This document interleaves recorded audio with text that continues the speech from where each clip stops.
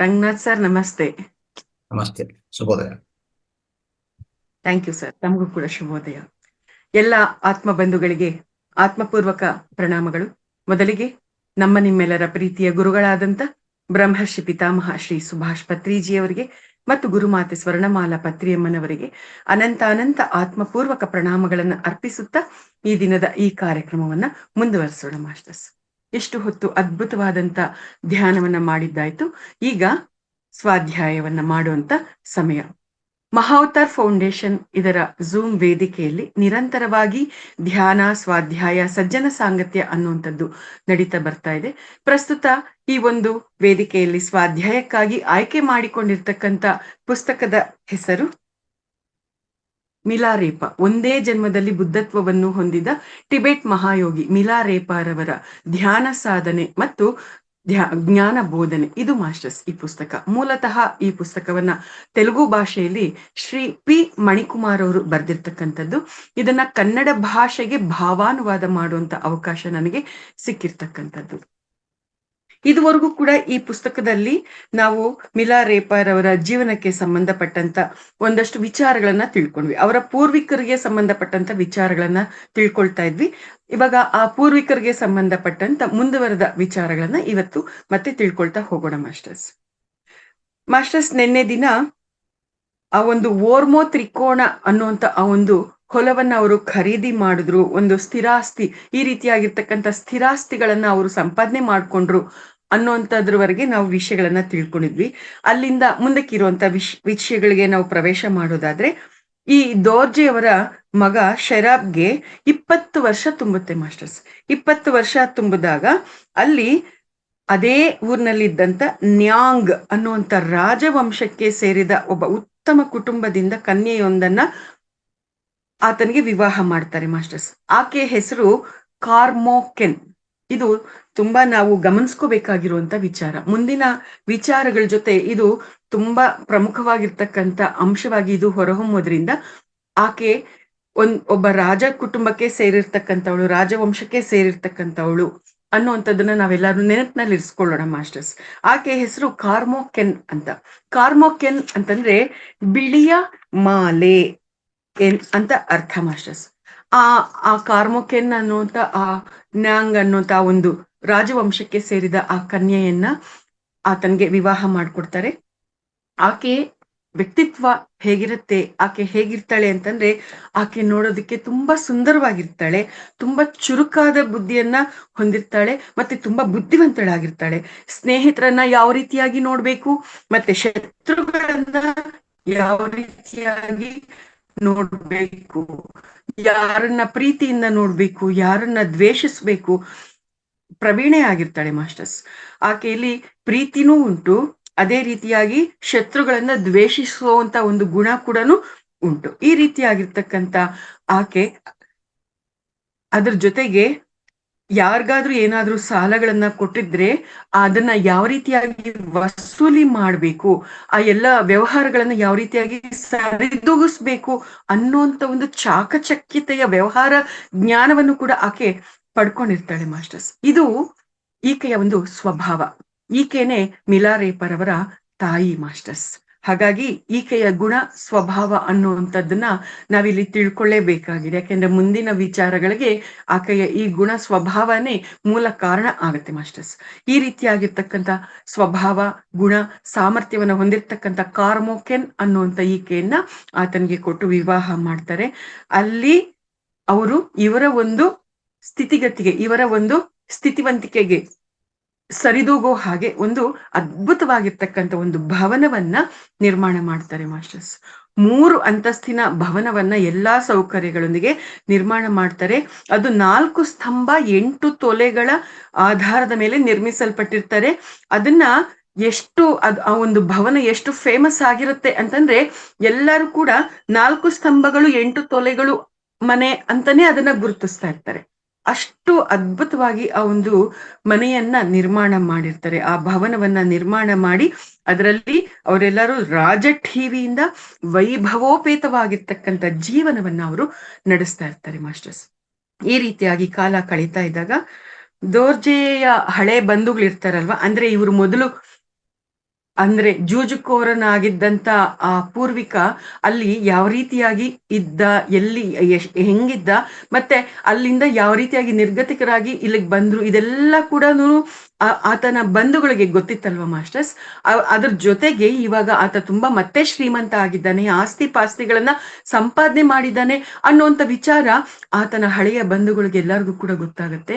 ಹಾಗಾಗಿ ಅವರೆಲ್ಲರೂ ಕೂಡ ಅವರು ಬದುಕುವಂತ ದಾರಿಯನ್ನ ಅಲ್ಲಿ ಬಂದು ಕಂಡುಕೋಬೇಕು, ಅವರು ಕೂಡ ಉತ್ತಮವಾದ ಸ್ಥಿತಿಗೆ ಬರಬೇಕು, ಹಣ ದುಡ್ಡು ಕಾಸನ್ನ ಸಂಪಾದನೆ ಮಾಡಬೇಕು ಅನ್ನುವಂಥ ಆಲೋಚನೆಯಿಂದ ಆತನ ಸಹಾಯವನ್ನ ಪಡ್ಕೋಬೇಕು ಅಂತ ಈತನ ಬಳಿಗೆ ಬರೋದಿಕ್ಕೆ ಪ್ರಾರಂಭ ಮಾಡ್ತಾರೆ. ಯಾರ್ಯಾರು ಬರ್ತಾರೋ ಎಲ್ಲಾರನು ಕೂಡ ಈತ ತುಂಬಾ ಆತ್ಮೀಯವಾಗಿ ಆಹ್ವಾನ ಮಾಡ್ಕೊಳ್ತಾನೆ, ಎಲ್ಲಾರನು ಕೂಡ ಸ್ವಾಗತಿಸ್ತಾನೆ, ಎಲ್ಲಾರ್ಗೂ ಕೂಡ ಬದುಕೋ ದಾರಿಯನ್ನ ತಿಳಿಸ್ಕೊಡ್ತಾನೆ. ತನಗೇನೆಲ್ಲ ವ್ಯಾಪಾರ ವ್ಯವಹಾರದ ಜ್ಞಾನ ಇದೆ ಆ ಎಲ್ಲವನ್ನು ಕೂಡ ಅವ್ರಿಗೂ ಕೂಡ ಕಲಿಸ್ಕೊಡ್ತಾನೆ. ಈ ರೀತಿಯಾಗಿ ಎಲ್ಲಾರನು ಕೂಡ ಆಧರಿಸ್ತಾರೆ ಮಿರಾ ರೇಪರ್ ಅವರ ತಂದೆ. ಆ ರೀತಿಯಾಗಿ ತುಂಬಾ ಜನ ಅಲ್ಲಿಗೆ ಬರ್ತಾರೆ. ಆತನಿಗೆ ಅಷ್ಟರ ಮಟ್ಟಿಗೆ ಆ ಒಂದು ಬಂಧು ಪ್ರೀತಿ ಅನ್ನುವಂಥದ್ದು ಇರುತ್ತೆ ಮಾಸ್ಟರ್ಸ್. ಈ ರೀತಿಯಾಗಿ ಆತ ಶರಾಬ್ ಆ ಒಂದು ದಕ್ಷಿಣ ಪ್ರದೇಶಗಳಲ್ಲಿ ಖರೀದಿಸಿರ್ತಕ್ಕಂಥ ವಸ್ತುಗಳನ್ನ ಉತ್ತರದಲ್ಲಿ ಮಾರಾಟ ಮಾಡೋದು, ಉತ್ತರದಲ್ಲಿ ಖರೀದಿಸಿರ್ತಕ್ಕಂಥದನ್ನ ದಕ್ಷಿಣ ಪ್ರದೇಶಗಳಲ್ಲಿ ಮಾರಾಟ ಮಾಡೋದು, ಈ ರೀತಿಯಾಗಿ ಆತ ವ್ಯವಹಾರವನ್ನ ಮಾಡ್ತಾ ಎಲ್ಲಾ ಬಂಧುಗಳ ಜೊತೆ ತುಂಬಾ ಆನಂದವಾಗಿ ಇರ್ತಾನೆ ಮಾಸ್ಟರ್ಸ್. ಈ ಸಮಯದಲ್ಲಿ ಆತ ಒಂದ್ ವ್ಯಾಪಾರಕ್ಕೆ ಅಂತ ಅಂದ್ಬಿಟ್ಟು ತಕಟ್ಸಿ ಬೆಟ್ಟಗಳ ಪ್ರಾಂತ್ಯದಲ್ಲಿ ಇರ್ತಕ್ಕಂಥ ಒಂದು ವ್ಯಾಪಾರದ ಸ್ಥಳಕ್ಕೆ ಆತ ಹೋಗ್ತಾನೆ ಮಾಸ್ಟರ್ಸ್. ಆ ಸಮಯದಲ್ಲಿ ಆತನ ಪತ್ನಿ ಕಾರ್ಮೋಕೆನ್ ತುಂಬು ಗರ್ಭವತಿ ಆಗಿರ್ತಾಳೆ ಮಾಸ್ಟರ್ಸ್. ಆ ರೀತಿಯಾಗಿ ಆತ ವ್ಯಾಪಾರವನ್ನ ಮಾಡುವಂತ ಸಲುವಾಗಿ ಆ ಕಡೆ ಹೋಗಿದ್ದಾಗ ಇಲ್ಲಿ ಶರಾಬ್ಗೆ ಬರೋದಿಕ್ಕೆ ತುಂಬಾ ಕಾಲ ಹಿಡಿಸುತ್ತೆ ಮಾಸ್ಟರ್ಸ್, ಬೇಗ ಬರೋದಿಕ್ಕೆ ಆಗೋದಿಲ್ಲ ವ್ಯಾಪಾರವನ್ನ ಮುಗಿಸ್ಕೊಂಡು. ಈ ರೀತಿಯಾಗಿರ್ತಕ್ಕಂಥ ಒಂದು ಸಂದರ್ಭದಲ್ಲಿ ಇರ್ಬೇಕಾದ್ರೆ ಇಲ್ಲಿ ಮಿಲಾ ರೇಪಾರ್ ಅವರ ಜನನ ಆಗತ್ತೆ. ಮಿಲಾ ರೇಪಾರ್ ಅವರ ಜನನದ ಸಮಯವನ್ನ ಇಲ್ಲಿ ಭಾರತೀಯ ಕಾಲಮಾನದ ಪ್ರಕಾರ ಮತ್ತೆ ಟಿಬೆಟ್ ಕಾಲಮಾನದ ಪ್ರಕಾರ ಎರಡೂ ರೀತಿಯಲ್ಲೂ ಕೂಡ ನಮ್ಗಿಲ್ಲಿ ತಿಳಿಸಿದ್ದಾರೆ. ನೋಡಿ ಮಾಸ್ಟರ್ಸ್, ನಮ್ಮ ಭಾರತೀಯ ಕಾಲಮಾನದ ಪ್ರಕಾರ ಕ್ರಿಸ್ತಶಕ 1052ನೇ ವರ್ಷದಲ್ಲಿ ಭಾರತ ಶುಕ್ಲ ಪಕ್ಷದ ಶ್ರಾವಣ ಮಾಸದ ವರ್ಷ ಋತು ಆಗಸ್ಟ್ 25ನೇ ತಾರೀಕಿನಂದು ಒಳ್ಳೆ ನಕ್ಷತ್ರ ಮತ್ತು ರಾಶಿಯಲ್ಲಿ ಮಿಲಾ ರೇಪಾರ್ ಅವರ ಜನನ ಆಗತ್ತೆ. ಅದೇನೆ ಟಿಬೆಟ್ ಕಾಲಮಾನದ ಪ್ರಕಾರ ಮಗಡ್ರಾನ್ ಅನ್ನುವಂಥ ಜಲನಾಮ ಸಂವತ್ಸರದಲ್ಲಿ ಶರದ್ ಋತುವಿನ ಮೊದಲ ಮಾಸದಲ್ಲಿ ಅವರ ಜನ್ಮ ಆಗಿದೆ ಅನ್ನುವಂಥದ್ದು ಅಲ್ಲಿನ ಕಾಲಮಾನದ ಪ್ರಕಾರ ನಮ್ಗಿರ್ತಕ್ಕಂಥ ಮಾಹಿತಿ ಮಾಸ್ಟರ್ಸ್. ಈ ರೀತಿಯಾಗಿ ಇಂತಹ ಅದ್ಭುತವಾಗಿರ್ತಕ್ಕಂಥ ಸಮಯದಲ್ಲಿ ಮಿಲಾ ರೇಪರ್ ಅವರ ಜನನ ಆಗತ್ತೆ.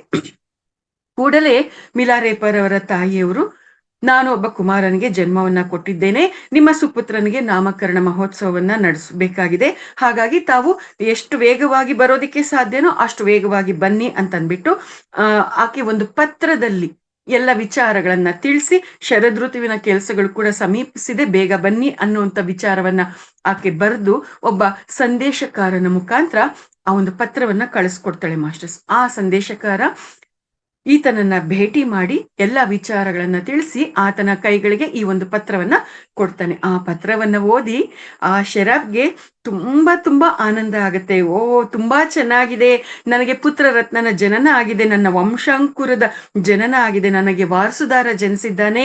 ಈ ವಾರ್ತೆಯಿಂದ ನನಗಾಗ್ತಾ ಇರ್ತಕ್ಕಂಥ ಆನಂದವನ್ನ ಹೇಳೋದಿಕ್ಕೇನೆ ಆಗ್ತಾ ಇಲ್ಲ.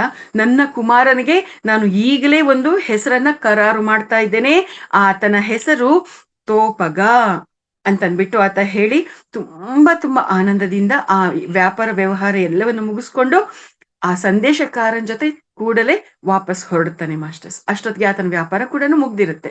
ಆ ರೀತಿಯಾಗಿ ಆತ ಮನೆ ಕಡೆಗೆ ಪ್ರಯಾಣವನ್ನ ಬೆಳೆಸ್ತಾನೆ. ಇಲ್ಲಿ ತೋಪಗ ಅಂತ ತನ್ನ ಮಗನಿಗೆ ಹೆಸರನ್ನ ನಿರ್ಧಾರ ಮಾಡ್ತಾರಲ್ಲ, ತೋಪಗ ಅಂದ್ರೆ ಏನ್ ಗೊತ್ತಾ? ಕೇಳಿಸಿಕೊಂಡ ಕೂಡಲೇ ಆನಂದವನ್ನು ಉಂಟು ಮಾಡುವವನು. ಅಂದ್ರೆ ತುಂಬಾ ಇಂಪಾದ ಕಂಠವನ್ನು ಹೊಂದಿದ್ದು, ಆತನ ಕಂಠವನ್ನು ಕೇಳಿಸಿಕೊಂಡ ಕೂಡಲೇ ಆನಂದ ಉಂಟಾಗುವಂತೆ ಮಾಡುವವನು ತೋಪಗ ಅನ್ನುವಂಥ ಅರ್ಥ ಇದು ಮಾಸ್ಟರ್ಸ್. ಸೊ ಈ ರೀತಿಯಾಗಿರ್ತಕ್ಕಂಥ ಹೆಸರು ಕರಾರಾಗಿರುತ್ತೆ. ಆ ರೀತಿಯಾಗಿ ಮತ್ತೆ ಪುನಃ ಆತ ಮನೆಗೆ ಸೇರ್ಕೊಳ್ತಾನೆ. ತನ್ನ ಮಗನ ನಾಮಕರಣ ಮಹೋತ್ಸವವನ್ನ ಅಟ್ಟಹಾಸದಿಂದ ನಡೆಸ್ತಾರೆ. ಅದು ಬಹಳ ಬಹಳ ತುಂಬಾ ಆನಂದದಾಯಕವಾಗಿರ್ತಕ್ಕಂಥ ಒಂದು ಸಂದರ್ಭ ಆಗಿರತ್ತೆ. ಎಲ್ಲರೂ ಕೂಡ ಮಿಲಾ ರೇಪರ್ ಅವರನ್ನ ಅತಿ ಮುದ್ದಿನಿಂದ ಬೆಳೆಸ್ತಾ ಇರ್ತಾರೆ. ಮತ್ತೆ ಈಗಾಗ್ಲೇ ಆ ಹೆಸರಿನ ಒಂದು ಅರ್ಥ ಏನಿದೆ ಅದಕ್ಕೆ ತಕ್ಕ ಹಾಗೇನೆ ಮಿಲಾ ರೇಪರ್ ಅವರ ಕಂಠ ಕೂಡ ತುಂಬಾ ಸುಶ್ರಾವ್ಯವಾಗಿ ಇರುತ್ತೆ. ಆ ಧ್ವನಿಯನ್ನ ಕೇಳೋರ್ಗೆ ತುಂಬಾ ಉಲ್ಲಾಸ ಉಂಟಾಗ್ತಾ ಇರುತ್ತೆ. ಆ ಧ್ವನಿಯನ್ನ ಕೇಳಿಸ್ಕೊಂಡಂತವ್ರು ಎಲ್ಲರೂ ಕೂಡ ಮಿಲಾ ರೇಪರ್ ಅವ್ರನ್ನ ಏನಂತ ಇರ್ತಾರೆ ಗೊತ್ತಾ? ಸಾರ್ಥಕ ನಾಮಧೇಯನಾಗಿದ್ದೀಯೇ, ನಿನ್ನ ಹೆಸರಿಗೆ ತಕ್ಕ ಹಾಗೇನೆ ನಿನ್ನ ಕಂಠ ಕೂಡ ಇದೆ ಅಂತ ಅಂದ್ಬಿಟ್ಟು ಆತನನ್ನ ಹೊಗಳ್ತಾ ಇರ್ತಾರೆ ಮಾಸ್ಟರ್ಸ್. ಈ ರೀತಿಯಾಗಿ ಬಹಳ ಆನಂದದಿಂದ ವೈಭವೋಪೇತವಾಗಿ ಅವರ ಜೀವನ ನಡೀತಾ ಇರುತ್ತೆ. ಮುದ್ದಿನ ಮಣಿಯಾಗಿ ಕಣ್ಮಣಿಯಾಗಿ ಆತ ಬೆಳೀತಾ ಇರ್ತಾರೆ. ಈ ರೀತಿಯಾಗಿ ಬೆಳೀತಾ ಇರ್ಬೇಕಾದ್ರೆ ಅವ್ರಿಗೆ 4 ವರ್ಷ ವಯಸ್ಸು ಬರುತ್ತೆ. ಆ 4 ವರ್ಷ ವಯಸ್ಸಿದ್ದಾಗ ಆತನಿಗೆ ಒಬ್ಬ ತಂಗಿ ಕೂಡನು ಜೊತೆಗೂಡ್ತಾಳೆ. 2ನೇ ಮಗುವಾಗಿ ಒಂದು ಹೆಣ್ಣು ಮಗುವಿಗೆ ಜನ್ಮವನ್ನ ಕೊಡ್ತಾರೆ. ಆ ರೀತಿಯಾಗಿ ಆ ಒಂದು ಹೆಣ್ಣು ಮಗು ಜನಿಸಿದ್ಮೇಲೆ ಆಕೆಗೆ ಗೋನ್ಮಾ ಕೈತ್ ಅನ್ನುವಂತ ಹೆಸರನ್ನ ಇಡ್ತಾರೆ. ಆದ್ರೆ ಎಲ್ಲರೂ ಕೂಡ ಆ ಹೆಣ್ಣು ಮಗುವನ್ನ ಪೇಟ ಅನ್ನುವಂತ ಹೆಸರಿನಿಂದ ಕರೀತಾ ಇರ್ತಾರೆ. ಹಾಗಾಗಿ ಭವಿಷ್ಯದಲ್ಲಿ ಆಕೆ ಹೆಸರು ಪೇಟ ಗೋನ್ಮಕೈತ್ ಅಂತಾನೆ ಆಗತ್ತೆ ಮಾಸ್ಟರ್ಸ್. ಪೇಟ ಗೋನ್ಮಕೈತ್ ಅಂತಾನೆ ಕರೀತಾ ಇರ್ತಾರೆ. ಆಕೆ ಮತ್ತು ಇವರಿಬ್ರು ಕೂಡ, ಈ ಇಬ್ರು ಮಕ್ಕಳು ತುಂಬಾ ಅಂದ್ರೆ ತುಂಬಾ ವೈಭವ. ಆ ಒಂದು ತಲೆಗೆ ಧರಿಸುವಂತ ಬಿಳ್ಳೆಗಳು ಎಷ್ಟು ಅದ್ಭುತವಾಗಿದೆ ಅಂತಂದ್ರೆ, ಚಿನ್ನದಲ್ಲಿ ನೀಲಮಣಿಗಳನ್ನ ಆ ಒಂದು ಅಲಂಕಾರ ಮಾಡಿ ಅದ್ಭುತವಾಗಿ ತಯಾರು ಮಾಡಿರ್ತಕ್ಕಂಥ ಆ ಒಂದು ಬಿಳ್ಳೆಗಳನ್ನ ತಲೆಯಲ್ಲಿ ಧರಿಸಿ, ವಿಶಿಷ್ಟವಾಗಿರ್ತಕ್ಕಂಥ ಆಭರಣಗಳನ್ನ ಧರಿಸಿ, ತುಂಬಾ ಅದ್ಭುತವಾಗಿರ್ತಕ್ಕಂಥ ವಸ್ತ್ರಗಳನ್ನ ಧರಿಸಿ, ತುಂಬಾ ವಿಶೇಷವಾಗಿ ಕಾಣುವಂತ ರೀತಿಯಲ್ಲಿ ಇಬ್ರು ಕೂಡ ತಯಾರಾಗಿ ಕಣ್ಮಣಿಗಳಾಗಿ ಮೆರಿತಾ ಇರ್ತಾರೆ ಮಾಸ್ಟರ್ಸ್. ಈ ರೀತಿಯಾಗಿರ್ತಕ್ಕಂಥ ವೈಭವೋಪೇತವಾಗಿರ್ತಕ್ಕಂಥ ಜೀವನದಲ್ಲಿ ಆ ಮಕ್ಕಳು ಬೆಳೀತಾ ಇರ್ತಾರೆ. ಹೀಗೆ ಬೆಳೀತಾ ಇರ್ಬೇಕಾದ್ರೆ ಮಾಸ್ಟರ್ಸ್ ಅಲ್ಲಿರ್ತಕ್ಕಂಥ ಜನ ಯಾವ ರೀತಿಯಾಗಿ ಮಾತಾಡ್ತಾ ಇರ್ತಾರೆ ಗೊತ್ತಾ ಇವ್ರ ಬಗ್ಗೆ? ಎಲ್ಲಿಂದಾನೋ ಏನು ಇಲ್ದಂಗೆ ಇಲ್ಲಿಗ್ ಬಂದು ಇಷ್ಟೆಲ್ಲ ಸಂಪಾದನೆ ಮಾಡಿದ್ರು.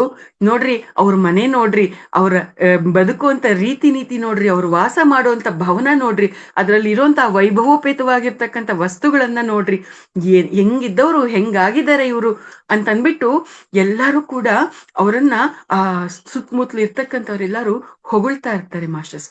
ಅಷ್ಟು ಅದ್ಭುತವಾಗಿ ಅವರ ಜೀವನ ನಡೀತಾ ಇರುತ್ತೆ. ಅಷ್ಟೇ ಅಲ್ಲದೆ ಅಲ್ಲಿ ಆ ಒಂದು ರೀತಿಯಲ್ಲಿ ಅವರು ಬದುಕ್ತಾ ಇದ್ದಾಗ ಆ ಜನ ಅವರು ತುಂಬಾ ಪ್ರಭಾವಶಾಲಿಗಳಾಗಿದ್ರಿಂದ ಅವರಿಗೆ ತುಂಬಾ ಗೌರವವನ್ನ ಕೊಡ್ತಾ ಅವರ ಹಿಡಿತದಲ್ಲೇ ಅವರು ನಡೀತಾ ಇದ್ದಾರೆ ಅನ್ನೋ ರೀತಿಯಲ್ಲಿ ಅಲ್ಲಿ ವಾತಾವರಣ ಇರ್ತಾ ಇತ್ತು ಮಾಸ್ಟರ್ಸ್. ಉದಾಹರಣೆಗೆ ನಾವು ಸಿನಿಮಾಗಳಲ್ಲಿ ನೋಡ್ತೀವಲ್ಲ, ಯಾವ್ದಾದ್ರು ತುಂಬಾ ಪವರ್ಫುಲ್ ಆಗಿರ್ತಕ್ಕಂಥ ದೊಡ್ಡ ಮನೆತನ ಇರುವಂತದ್ದಾಗಿದ್ರೆ ಊರವರೆಲ್ಲರೂ ಕೂಡ ಅವ್ರನ್ನ ಫಾಲೋ ಮಾಡೋದು, ಅವ್ರ ಒಂದು ಇದರಲ್ಲಿ ನಡೆಯುವಂಥದ್ದು ನಾವು ನೋಡ್ತೀವಲ್ವಾ. ಆ ರೀತಿಯಾಗಿರ್ತಕ್ಕಂಥ ಒಂದು ವಾತಾವರಣ ಅಲ್ಲಿರುತ್ತೆ. ಅಷ್ಟೊಂದು ವಿಶೇಷವಾಗಿರ್ತಕ್ಕಂಥ ಗೌರವ ಮನ್ನಣೆ ಮಿಲಾ ರೇಪರ್ ಅವರ ಕುಟುಂಬಕ್ಕೆ ಸಿಗ್ತಾ ಇರುತ್ತೆ ಮಾಸ್ಟರ್ಸ್.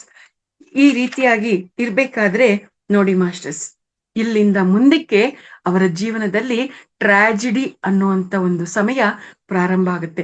ದುಃಖದ, ಕಷ್ಟದ, ನೋವುಗಳ ದಿನಗಳು ಅಲ್ಲಿ ಪ್ರಾರಂಭ ಆಗುತ್ತೆ ಮಾಸ್ಟರ್ಸ್. ಈ ರೀತಿಯಾಗಿರ್ಬೇಕಾದ್ರೆ ಒಂದು ಸಂದರ್ಭದಲ್ಲಿ ಮಿಲಾ ರೇಪರ್ ಅವ್ರಿಗೆ 7 ವರ್ಷ ವಯಸ್ಸಿದ್ದಾಗ ಅವ್ರ ತಂದೆಯವ್ರಿಗೆ ತುಂಬಾ ಕಾಯಿಲೆ ಆಗತ್ತೆ ಮಾಸ್ಟರ್. ತುಂಬಾ ದೊಡ್ಡ ಕಾಯಿಲೆ ಅವರನ್ನ ಆವರಿಸುತ್ತೆ. ಆ ಒಂದು ಕಾಯಿಲೆಗೆ ವಿಶೇಷವಾಗಿ ಚಿಕಿತ್ಸೆ ಕೊಡಿಸ್ಬೇಕು ಅಂತ ಎಲ್ಲೆಲ್ಲಿ ಎಷ್ಟೆಷ್ಟು ದೊಡ್ಡ ದೊಡ್ಡ ವೈದ್ಯರು ಇರ್ತಾರೋ ದೊಡ್ಡ ವೈದ್ಯರನ್ನೆಲ್ಲ ಕೂಡ ಕರೆಸ್ತಾರೆ. ದೊಡ್ಡ ಲಾಮಾಗಳನ್ನೆಲ್ಲರನ್ನೂ ಕೂಡ ಕರೆಸ್ತಾರೆ. ಅವ್ರನ್ನೆಲ್ಲರನ್ನೂ ಕರೆಸಿ ಆ ಒಂದು ರೋಗವನ್ನ ಗುಣಪಡಿಸೋದಿಕ್ಕೆ ಎಷ್ಟೆಷ್ಟೋ ಪ್ರಯತ್ನ ಮಾಡ್ತಾರೆ.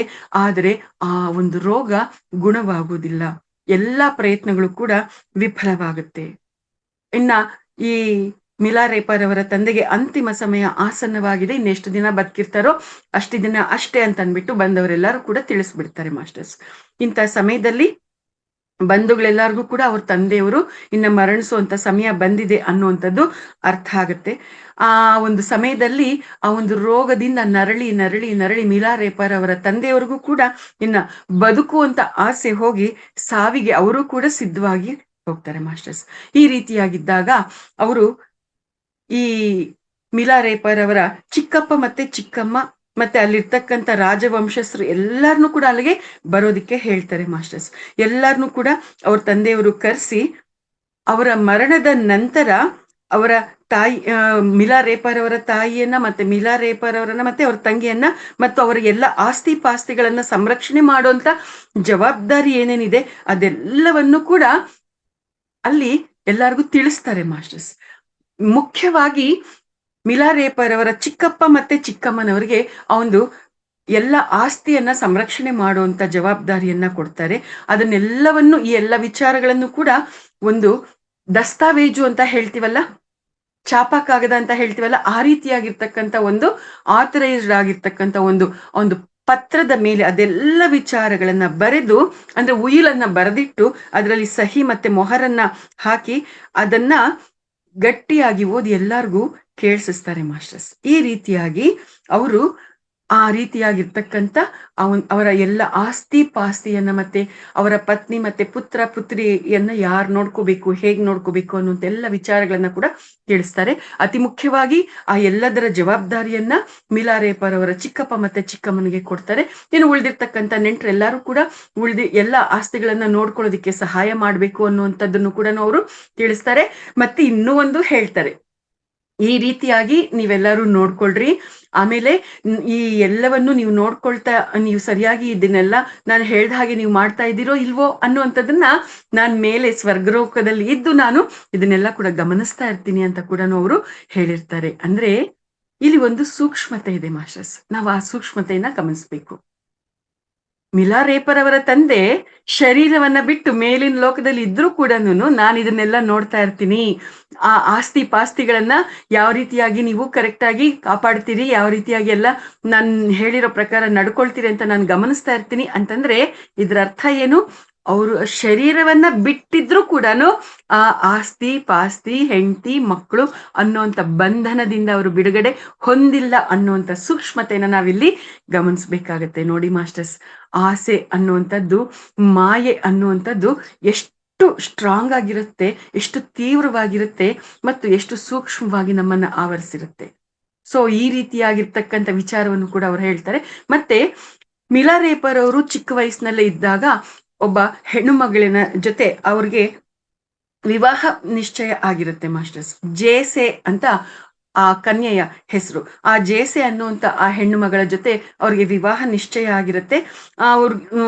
ಮಿಲಾ ರೇಪರ್ ಅವ್ರಿಗೆ ಯುಕ್ತ ವಯಸ್ಸು ಬಂದಾಗ ಅವರಿಬ್ಬರಿಗೂ ವಿವಾಹವನ್ನ ಮಾಡಿ ದಂಪತಿಗಳನ್ನಾಗಿ ಮಾಡಿ ಮತ್ತೆ ನನ್ನ ಮಗ ಯುಕ್ತ ವಯಸ್ಸಿಗೆ ಬಂದಾಗ ಆ ಎಲ್ಲ ಆಸ್ತಿ ಪಾಸ್ತಿಗಳನ್ನ ಪುನಃ ಅವ್ರಿಗೆ ವಾಪಸ್ ಕೊಡಿ, ಆತನಿಗೆ ಎಲ್ಲ ಜವಾಬ್ದಾರಿಯನ್ನ ವಹಿಸಿ, ಆತನೇ ಎಲ್ಲವನ್ನು ನೋಡ್ಕೊಳ್ಳಿ ಅಂತ ಅಂದ್ಬಿಟ್ಟು ಅವರು ಇಷ್ಟೆಲ್ಲ ವಿಚಾರಗಳನ್ನ ತಿಳಿಸ್ತಾರೆ ಮಾಸ್ಟರ್ಸ್. ಮಿಲಾ ರೇಪರ್ ಅವರ ತಂದೆಯವರು ಇಷ್ಟೆಲ್ಲ ಹೇಳಿದ್ದಾದ್ಮೇಲೆ ಅದೆಲ್ಲ ಮುಗಿದ್ಮೇಲೆ ಒಂದ್ ಸ್ವಲ್ಪ ಸಮಯದಲ್ಲಿ ಅವರು ಮತ್ತೆ ಮರಣವನ್ನ ಹೊಂದ್ತಾರೆ. ಮಿಲಾ ರೇಪರ್ ಅವರ ತಂದೆಯವರು ಶರೀರವನ್ನ ತ್ಯಜಿಸ್ತಾರೆ. ಅವರ ಶರೀರವನ್ನ ತ್ಯಜಿಸಿದ್ದಾದ್ಮೇಲೆ ಆ ಎಲ್ಲ ಅಂತಿಮ ಕಾರ್ಯಗಳನ್ನೆಲ್ಲ ಪೂರ್ತಿ ಮಾಡಿದ್ಮೇಲೆ ಎಲ್ಲ ಅಲ್ಲಿ ಅವರ ಬಂಧುಗಳೆಲ್ಲರಿಗೂ ಕೂಡ ಆಸ್ತಿ ವಿಷಯದ ಕುರಿತು, ಒಳಿತು ಕೆಡುಕುಗಳ ಕುರಿತು ಮಾತಾಡೋದಿಕ್ಕೆ ಎಲ್ಲರೂ ಕೂಡ ಮತ್ತೆ ಸೇರ್ತಾರೆ. ಎಲ್ಲಾ ನೆಂಟರು ಸೇರಿರ್ತಾರಲ್ವಾ, ಅವರೆಲ್ಲರೂ ಏನ್ ಹೇಳ್ತಾರೆ ಗೊತ್ತಾ? ಮಿಲಾ ರೇಪರ್ ಅವರ ತಾಯಿಗೆ ಹೇಳ್ತಾರೆ, ಅಮ್ಮ ನಿನಗೆ ಎಲ್ಲಾನು ಕೂಡ ನಿಭಾಯಿಸುವಂತ ಒಂದು ಸಾಮರ್ಥ್ಯ, ಶಕ್ತಿ, ಧೈರ್ಯ ಎಲ್ಲ ನಿನ್ನಲ್ಲಿದೆ, ಎಲ್ಲಾನು ನೀನೇ ನೋಡ್ಕೋ. ಆದ್ರೆ ನಾವೆಲ್ಲರೂ ಕೂಡ ನಿನ್ನ ಎಲ್ಲ ಆಸ್ತಿಗಳನ್ನ ಒಬ್ಬೊಬ್ರು ನಾವು ಒಂದೊಂದನ್ನ ನೋಡ್ಕೊಳ್ತಾ, ಆದ್ರೆ ಉಸ್ತುವಾರಿಯನ್ನ ನೋಡ್ಕೊಳ್ತಾ ಎಲ್ಲ ವಿಚಾರಗಳನ್ನ ನಿನಗೆ ತಿಳಿಸ್ತಾ ಇರ್ತೀವಿ. ಆದ್ರೆ ಎಲ್ಲ ಕೂಡ ನಿನ್ನ ಉಸ್ತುವಾರಿಯಲ್ಲೇ ಇರ್ಲಿ, ನಿನ್ನ ಕಂಟ್ರೋಲ್ ಅಲ್ಲೇ ಇರ್ಲಿ ಅಂತ ಅಂದ್ಬಿಟ್ಟು ಹೇಳ್ತಾರೆ.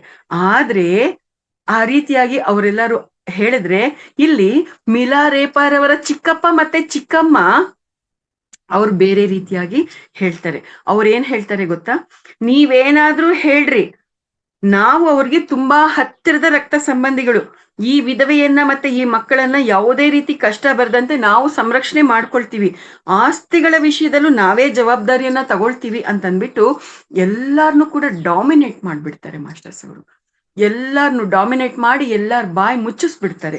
ಆ ರೀತಿಯಾಗಿ ಮಿಲಾ ರೇಪರ್ ಅವರ ತಾಯಿ ಕಡೆ ಆ ಮಿಲಾ ರೇಪರ್ ಅವರ ಅಣ್ಣ ಇರ್ತಾರಲ್ವಾ, ಮಿಲಾ ರೇಪರ್ ಅವರ ಮಾವ, ಅವರು ಅಂದ್ರೆ ಜೇಸೆ ಅವರ ತಂದೆಯವರು, ಅವರು ಮತ್ತೆ ಜೇಸೆ ತಂದೆ ಏನೇ ಹೇಳಿದ್ರು ಕೂಡ ಮಿಲಾ ರೇಪರ್ ಅವರ ಚಿಕ್ಕಪ್ಪ ಮತ್ತೆ ಚಿಕ್ಕಮ್ಮ ಕೇಳಿಸ್ಕೊಳ್ಳೋದಿಲ್ಲ.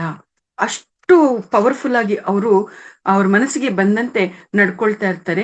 ಮತ್ತಿನ್ನ ಇಲ್ಲಿ ಈ ತಂದೆಯವರ ವ್ಯಕ್ತಿಗತ ಆಸ್ತಿಗಳನ್ನ, ಆಭರಣಗಳನ್ನ, ಎಲ್ಲವನ್ನು ಏನೇನಿರುತ್ತೋ ಆಸ್ತಿ ಪಾಸ್ತಿಗಳು ಎಲ್ಲವನ್ನು ಕೂಡ ಮಿಲಾರೇಪರ್ ಅವರ ಚಿಕ್ಕಪ್ಪ ಮತ್ತೆ ಚಿಕ್ಕಮ್ಮ ಅವರ ಹತೋಟಿಗೆ ತೆಗೆದುಕೊಂಡ್ಬಿಡ್ತಾರೆ. ಆ ಎಲ್ಲ ಆಸ್ತಿ ಪಾಸ್ತಿಗಳನ್ನ ಈ ಚಿಕ್ಕಪ್ಪ ಮತ್ತೆ ಚಿಕ್ಕಮ್ಮ ಅವರಿಬ್ರು ಹಂಚ್ಕೊಳ್ತಾರೆ ಮಾಸ್ಟರ್ಸ್. ಇದೇನಿದು ಹಂಚ್ಕೊಳ್ಳೋದು ಗಂಡ ಹೆಂಡತಿ ಅಂತಂದಾಗ ಅಲ್ಲಿ ಆ ಚಿಕ್ಕಪ್ಪ ಮತ್ತೆ ಚಿಕ್ಕಮ್ಮ ಅಂತ ಯಾರಿದ್ದಾರೆ ಅವರಿಬ್ಬರ ಮಧ್ಯದಲ್ಲಿ ಸಖ್ಯತೆ ಇರೋದಿಲ್ಲ, ಆ ದಾಂಪತ್ಯದಲ್ಲಿ ಸಾಮರಸ್ಯ ಇರೋದಿಲ್ಲ.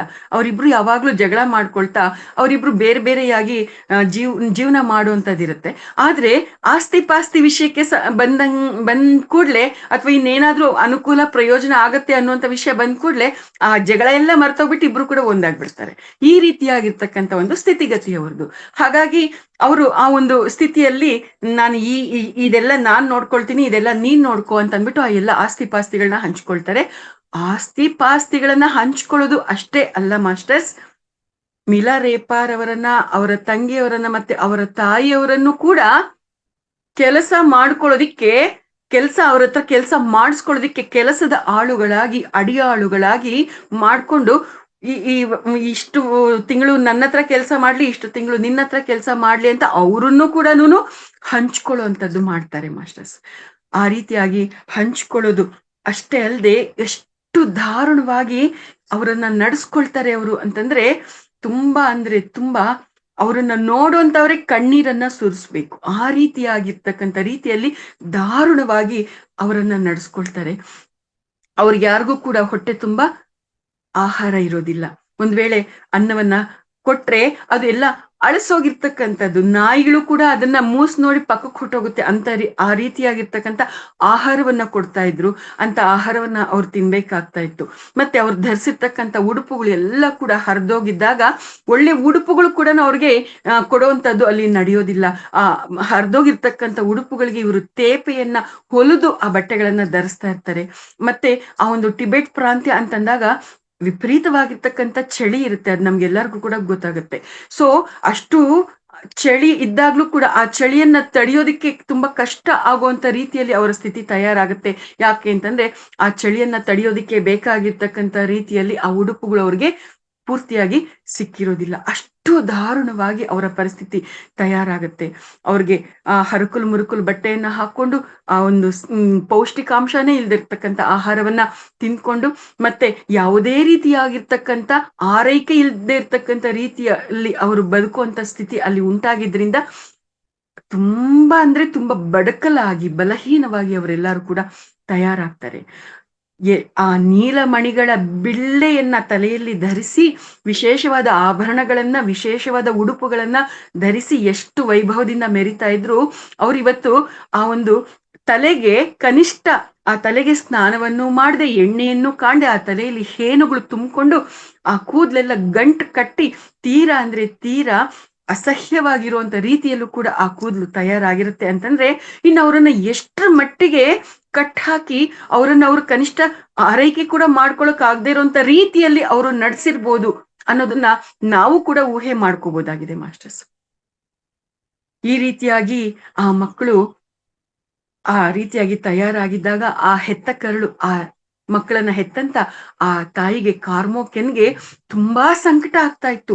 ಅಷ್ಟೇ ಅಲ್ಲ, ಆ ಮಕ್ಕಳು ಕೆಲಸವನ್ನ ಮಾಡಿ ಮಾಡಿ ಕೈಗಳಲ್ಲಿ ಕಾಲ್ಗಳಲ್ಲಿ ಬೊಬ್ಬೆಗಳು ಬಂದು ಗಾಯ ಆಗಿ ರಕ್ತ ಸುರಿತಾ ಇದ್ದಾಗ ಆಕೆಯ ಕರಳು ಕಿತ್ತು ಬಂದಂಗ ಆಗ್ತಾ ಇತ್ತು. ಎಷ್ಟೋ ವೈಭವದಿಂದ, ಎಷ್ಟೋ ಪವರ್ಫುಲ್ ಆಗಿ ಬದುಕಿರುವಂತ ಅವ್ರಿಗೆ ಗೌರವ ಕೊಡ್ತಾ ಇದ್ದಂತ ಜನ ಗೌರವ ಕೂಡ ಕೊಡೋದು ನಿಲ್ಸ್ಬಿಟ್ರು. ಕೆಲವ್ರು ಅವ್ರನ್ನ ನೋಡಿ ಅಯ್ಯೋ ಪಾಪ ಅಂತ ಅಂದ್ರೆ, ಇನ್ನು ಕೆಲವ್ರು ನೋಡಿ ಅವ್ರನ್ನ ಕಣ್ಣೀರೇ ಹಾಕುವಂತವ್ರಿದ್ರು. ಇನ್ ಕೆಲವ್ರು ನೋಡಿ ಅವ್ರನ್ನ ನಗಾಡುವಂಥದ್ದು, ಅವ್ರನ್ನ ಮತ್ತಷ್ಟು ಅವಹೇಳನ ಮಾಡುವಂಥದ್ದು, ಮತ್ತಷ್ಟು ಅವಮಾನ ಮಾಡುವಂಥದ್ದು ಕೂಡ ಅಲ್ಲಿ ಮಾಡ್ತಾ ಇದ್ರು. ಅವ್ರಿಗೆ ಸಪೋರ್ಟ್ ಮಾಡ್ತಾ ಇದ್ದಂಥವ್ರೆಲ್ಲರೂ ಕೂಡ ಈಗ ಪ್ರಸ್ತುತ ಅವ್ರ ಚಿಕ್ಕಪ್ಪ ಚಿಕ್ಕಮ್ಮನ್ಗೆ ಸಪೋರ್ಟ್ ಮಾಡುವಂತ ರೀತಿಯಲ್ಲಿ ತಯಾರಾಗಿರ್ತಕ್ಕಂಥದ್ದು. ಈ ರೀತಿಯಾಗಿರ್ತಕ್ಕಂಥದ್ದನ್ನೆಲ್ಲ ನೋಡಿದಾಗ ಮೊದಲೇ ಆಕೆಗೆ ಪ್ರೀತಿ ಮಾಡುವಂಥದ್ದು ಗೊತ್ತು, ದ್ವೇಷ ಮಾಡುವಂಥದ್ದು ಗೊತ್ತು, ತುಂಬಾ ಪವರ್ಫುಲ್ ಆಗಿರ್ತಕ್ಕಂಥ ವ್ಯಕ್ತಿತ್ವ ಆಕೆದು ಆಗಿದ್ದಾಗ ಆಕೆಯ ಮನಸ್ಸಿನಲ್ಲಿ ತುಂಬಾ ಅಂದ್ರೆ ತುಂಬಾ ನೋವು, ಅವಮಾನ, ಪ್ರತೀಕಾರದ ಜ್ವಾಲೆ ಅನ್ನುವಂಥದ್ದು ಭಗ ಭಗ ಭಗ ಭಗ ಉರಿತಾ ಇರುತ್ತೆ ಮಾಸ್ಟರ್ಸ್. ಆಕೆ ದುಃಖವನ್ನ ತಡ್ಕೊಳಕ್ಕೆ ಆಗದೆ ತನ್ನ ಪತಿಯನ್ನ ನೆನೆಸ್ಕೊಂಡು ಆತನಿಗೆ ದುಃಖದಲ್ಲಿ ಹೇಳ್ತಾಳೆ, ನೋಡಿ ಇವತ್ತು ನಿಮ್ಮ ಮಕ್ಕಳ ಪರಿಸ್ಥಿತಿ ಯಾವ ರೀತಿಯಾಗಿ ತಯಾರಾಗಿದೆ.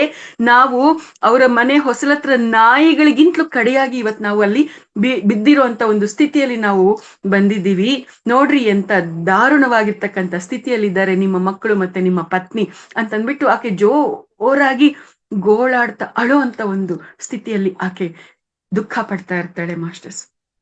ಆ ರೀತಿಯಾಗಿ ಮತ್ತಷ್ಟು ನೋವಿನಿಂದ ಅವರು ನಳಲಾಡ್ತಾ ಇರ್ಬೇಕಾದ್ರೆ ಅಂತೂ ಇಂತೂ ಒಂದು ವಯಸ್ಸು, ಯುಕ್ತ ವಯಸ್ಸು ಅನ್ನುವಂಥದ್ದು ಬರುತ್ತೆ ಮಾಸ್ಟರ್ಸ್.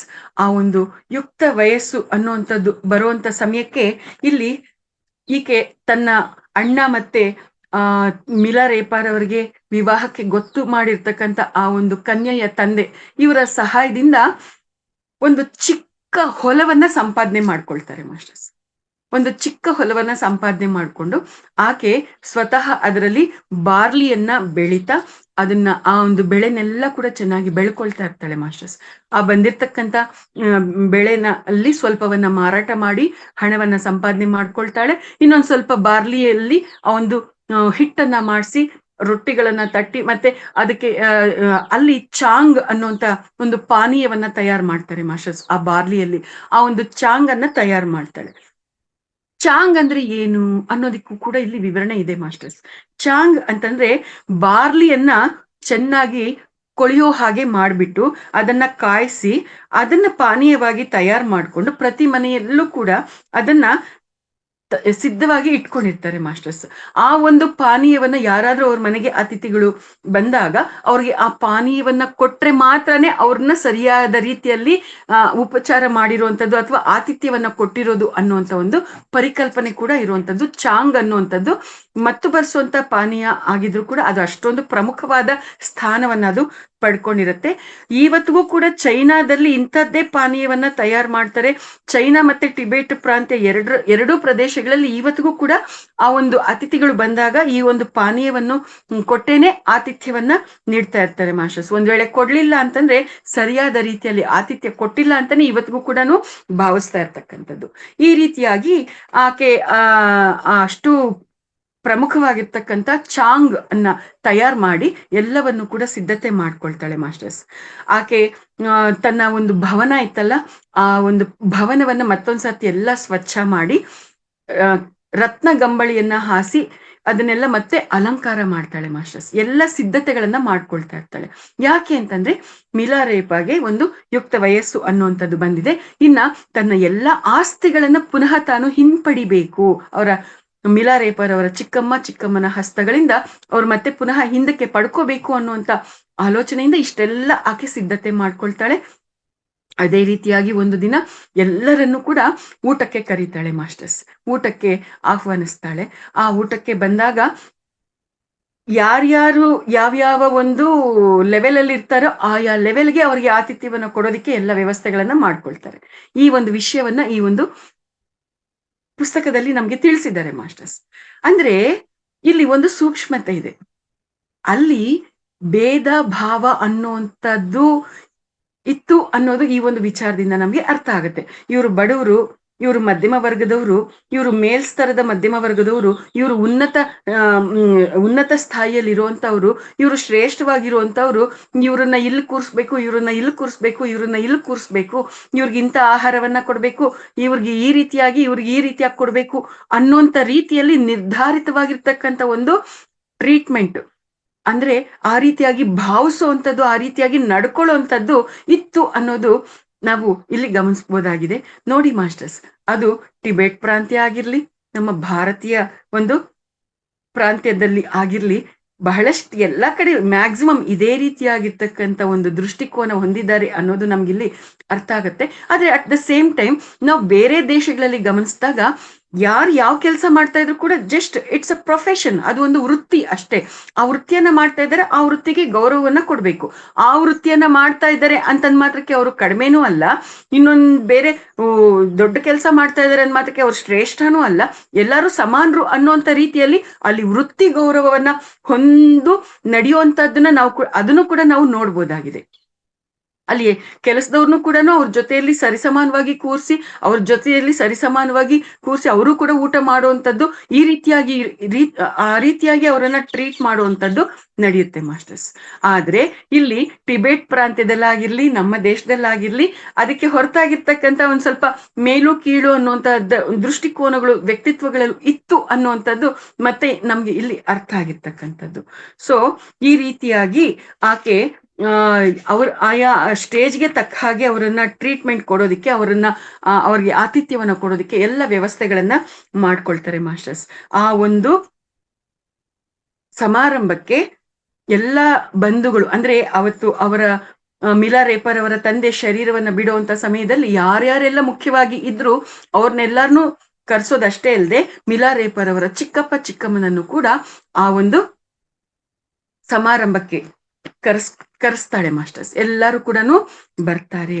ಬಂದ ಮೇಲೆ ಅವರವರ ಸ್ಥಿತಿವಂತಿಕೆಗೆ ಅನುಗುಣವಾಗಿ ಎಲ್ಲ ಆತಿಥ್ಯವನ್ನ ಕೊಡ್ತಾರೆ. ಎಲ್ಲರೂ ಭೋಜನವನ್ನ ಮಾಡ್ತಾ ಇರ್ಬೇಕಾದ್ರೆ ಆಕೆ ಹೇಳ್ತಾರೆ, ಎಲ್ಲಾರು ಊಟ ಮಾಡ್ತಾ ಇದ್ದಾಗ ಎದ್ ನಿಂತ್ಕೊಂಡು ಆಕೆ ಏನ್ ಹೇಳ್ತಾಳೆ ಅಂತಂದ್ರೆ, ಇಲ್ಲಿಗೆ ಆಗಮಿಸಿರ್ತಕ್ಕಂಥ ಎಲ್ಲಾ ಗೌರವಾನ್ವಿತ ಅತಿಥಿಗಳ ಅನುಮತಿಯೊಂದಿಗೆ ಈ ಭೋಜನ ಕೂಟವನ್ನ ಏರ್ಪಡಿಸೋದಿಕ್ಕೆ ಇರುವಂತ ಕಾರಣವನ್ನ ಮತ್ತೆ ಪರಿಸ್ಥಿತಿಯನ್ನ ನಿಮ್ಗೆ ವಿವರಿಸ್ತೇನೆ.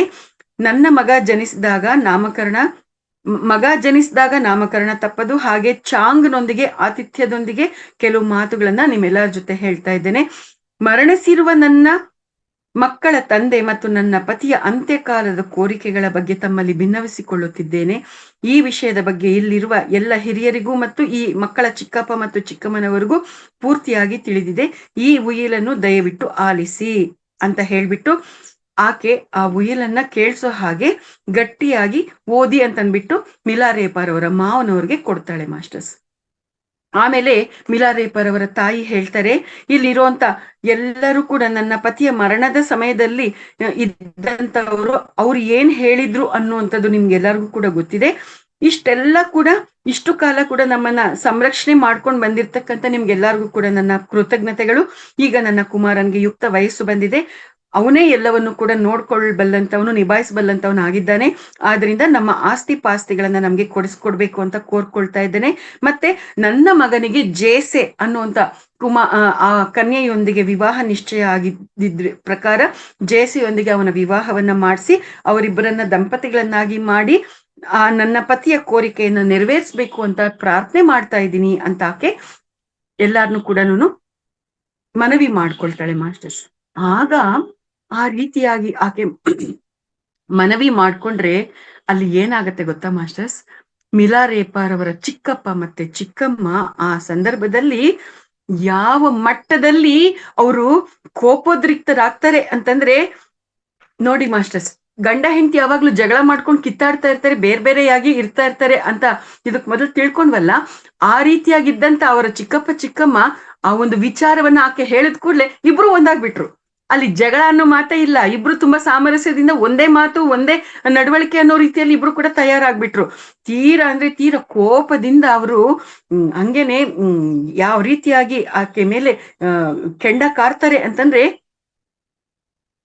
ಇವತ್ತಿನವರೆಗೂ ಏನ್ ಆಸ್ತಿ ಪಾಸ್ತಿಗಳು ನಿಮ್ದು ನಮ್ಮ ಹತ್ರ ಇದೆ ಅಂತ ನೀವು ಹೇಳ್ತಾ ಇದ್ರಿ, ಆ ಎಲ್ಲ ಆಸ್ತಿ ಪಾಸ್ತಿಗಳು ನಿಮ್ದಲ್ಲ, ಅದು ನಮ್ದೇನೆ. ಯಾಕೆ ಅಂತಂದ್ರೆ ನಿನ್ ಗಂಡನ್ಗೆ ನಾವು ಸಾಲ ಕೊಟ್ಟಿದ್ವಿ, ಆ ಸಾಲಕ್ಕೆ ಅದನ್ನೆಲ್ಲ ಕೂಡ ಆತ ನಮ್ಗೆ ಕೊಟ್ಟಿರುವಂತದ್ದು. ಸೊ ನಿಮ್ದು ಅಂತ ಏನು ಒಂದು ಬಿಡುಗಾಸು ಕೂಡ ನಿಮ್ದಿಲ್ಲ. ಆದ್ರೆ ಇಷ್ಟು ದಿನ ನಿಮಗೆಲ್ಲರಿಗೂ ಕೂಡ ಊಟ ಹಾಕ್ತಾ ಬಟ್ಟೆ ಕೊಡ್ತಾ ನೀವು ಇನ್ನು ಬದುಕಿರೋ ಹಾಗೆ ನಿಮ್ಮನ್ನ ನೋಡ್ಕೊಂಡಿದೀವಿ, ಅದೇನೇ ದೊಡ್ಡದು. ಇನ್ನೊಂದ್ ಸರ್ತಿ ಏನಾದ್ರು ಆಸ್ತಿ ಪಾಸ್ತಿ ಬೇಕು ಅಂತ ಏನಾದ್ರು ಕೇಳಿದಿರಿ ಅಂದ್ರೆ ಮರ್ಯಾದೆ ಇರೋದಿಲ್ಲ ಅಂತ ಅಂದ್ಬಿಟ್ಟು ತುಂಬಾ ಕೋಪ ಮಾಡ್ಕೊಂಡು ಬಂದು ಆಕೆ ಕೆನ್ನೆಗೆ ರಿಪಿ ಅಂತ ಬಾರ್ಸೇ ಬಿಡ್ತಾರೆ ಮಾಸ್ಟರ್ಸ್, ಹೊಡೆದೇ ಬಿಡ್ತಾರೆ. ಆಕೆ ಕೆನ್ನೆಗೆ ಹೊಡೆದು ಆಕೆಯನ್ನ ಅವಮಾನಿಸಿ ಕಾಲಲ್ಲಿ ಆ ಮಕ್ಕಳನ್ನ ಒದ್ದು ಅಲ್ಲಿಂದ ಅವರು ಹೊರಟೋಗ್ತಾರೆ ಮಾಸ್ಟರ್ಸ್. ಹೋಗ್ತಾ ಹೇಳ್ತಾರೆ, ನಿನ್ ಕೈಲಿ ಏನಾಗುತ್ತೋ ಅದನ್ನ ನೀನ್ ಮಾಡ್ಕೊ, ನೋಡ್ಕೊಳ್ಳೋಣ. ನಿಂಗೇನ್ ಸಾಧ್ಯ ಆಗುತ್ತೋ ನೀನ್ ಅದನ್ನ ಮಾಡು, ನಿಂಗೆ ಏನ್ ಕಿಸಿಯಕ್ಕಾಗುತ್ತೋ ಅದನ್ನ ನೀನ್ ಕಿಸಿ, ನೀನ್ ಏನ್ ನಮ್ಮನ್ ಮಾಡಕ್ಕಾಗುತ್ತೋ ನೀನ್ ಮಾಡು ನೋಡೋಣ ಅಂತ ಚಾಲೆಂಜ್ ಕೂಡ ಮಾಡ್ತಾರೆ. ಈ ರೀತಿಯಾಗಿ ಅವರು ಅಷ್ಟು ಅಹಂಕಾರದಿಂದ ಅವ್ರು ಮಾತಾಡ್ತಾ ಇರ್ಬೇಕಾದ್ರೆ, ಆ ರೀತಿಯಾಗಿ ನಡ್ಕೊಳ್ತಾ ಇರ್ಬೇಕಾದ್ರೆ ಉಳ್ದಿರ್ತಕ್ಕಂಥ ಬಂಧುಗಳೆಲ್ಲರೂ ಕೂಡ ಮೂಕರಾಗಿ ನೋಡ್ತಾ ಇರ್ತಾರೆ ಮಾಸ್ಟರ್ಸ್. ಯಾರು ಕೂಡ ಅವರನ್ನ ಎದುರಿಸಿ ನಿಲ್ಲೋದಿಕ್ಕೆ ಪ್ರಯತ್ನ ಮಾಡೋದಿಲ್ಲ. ಯಾಕೆ ಗೊತ್ತಾ? ಅವರ ಚಿಕ್ಕಪ್ಪ ಚಿಕ್ಕಮ್ಮ ಅಷ್ಟು ಪವರ್ಫುಲ್ ಆಗಿ ಬೆಳೆದಿರ್ತಾರೆ. ಆ ಚಿಕ್ಕಪ್ಪ ಚಿಕ್ಕಮ್ಮನ್ಗೆ ಅನೇಕ ಮಕ್ಕಳು ಅಲ್ಲಿ ಅವ್ರು ಜನಿಸಿರ್ತಾರೆ. ಅವ್ರ ಕುಟುಂಬ ತುಂಬಾ ದೊಡ್ಡದಾಗಿರುತ್ತೆ, ತುಂಬಾ ಪವರ್ಫುಲ್ ಆಗಿರ್ತಾರೆ.